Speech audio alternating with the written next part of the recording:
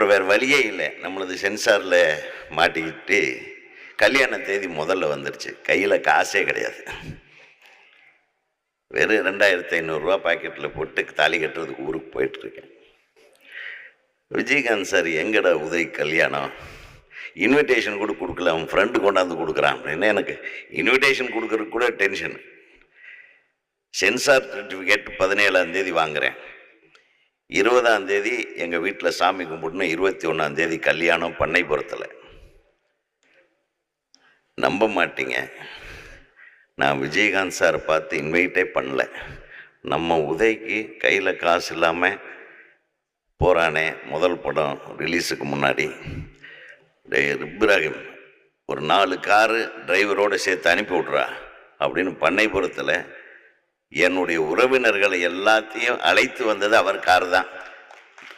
கிட்டத்தட்ட ஒரு